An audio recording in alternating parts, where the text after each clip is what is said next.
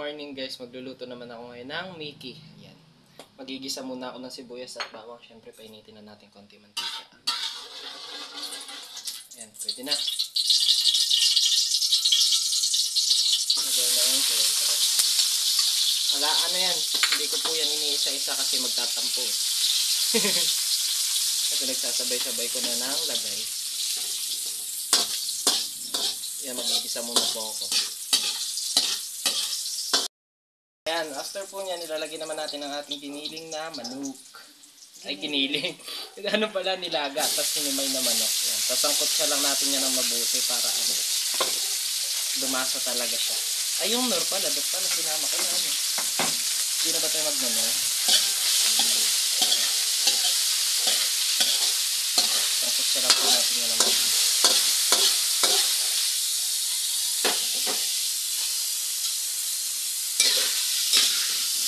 Madali, magpansi tayo. Ayan, nilagyan ko po siya ng nor. Yan, para lalong lumasa. Durugin lang muna natin yan saglit. Para lumasa din siya sa manok. Durugin lang po natin yan. Ayan, since na ano naman na siya, ihalo na lang natin siya sa manok. Haluin lang po natin mabuti para hindi rin sunog ang ating manok kasi hindi may na yan. Tapos ilalagay na natin ang ating pinong paminta. Ito. Ayan. Ingat lang tayo sa stapler at baka masama. Natin ang ating paminta. Ayan. Para kumapit siya sa manok. Dalawa lang po ang ilalagay ko. Tapos haluin po ulit natin.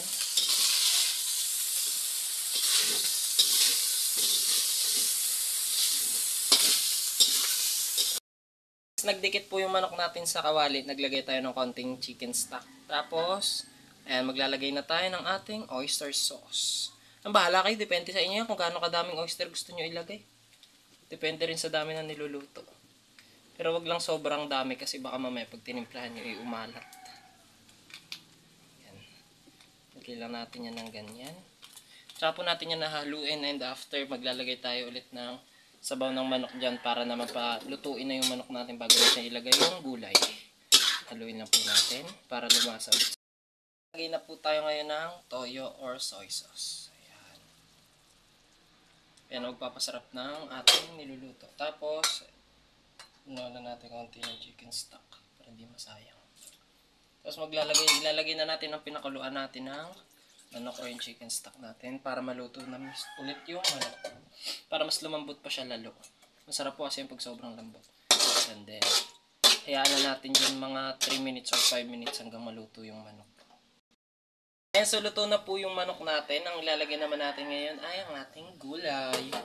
Ayan. So by the way, thank you nga pala kay Mami Del. Umuwi siya kahapon. Ayan, nagpapansit siya. Pero, alis din siya kasi nga sila ay aalis din. Dumaan na siya din sa amin. So yan, magpansit daw kami. Kaya ngayon kami ay nagpapansit. Mickey kasi. Mickey pala.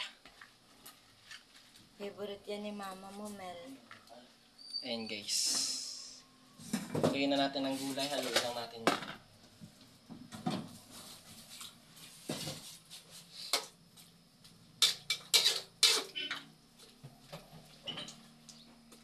Palambutin lang to, no?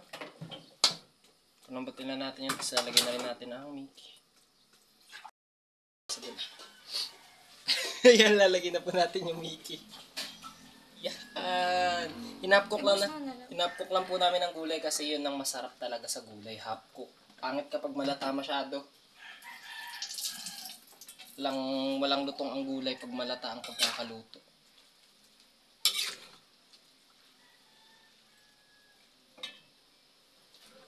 Dalawa kasi para yung halo. Pag ano ginagawa ko. Yan. Bisa ni humalik kaliwa. Aya, kainam ga. Ay, inay. Kakain na naman tayo. Salamat kay Mami. Thank you, Mami din. Ay, lapangis na naman ito. Masarap guys, oh. Ayan. Ipahinga ko muna, nangangabit na. na. Magbabay na ako. So, Mamaya pa. sige, okay. Ako si mama na naghalo. Hindi kasi maano yung kamay ko sa paghalo eh. Ayan. Ganito lang po gusto namin ma-sauce. Hindi po siya dry. Gusto namin yung Ipit-ipit mo medyo daw may para sabaw-sabaw. makita nila yung may sauce. Naku, hindi na sila nakakita. Ayan, kita ako. Okay. Yeah. So, ito na po yung finished product ni Nonoy.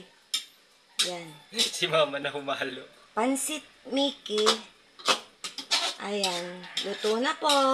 Meron po siyang sauce lang. Ganyan po kami mag-Mickey. Gusto namin may sabaw. May sauce po siya. So, ayan. Maraming salamat po sa panonood. Ano ba? Maraming salamat po sa panonood. Ingat po kayong lahat. God bless us all. Bye-bye po. Love you all. Bye-bye. Salamat po.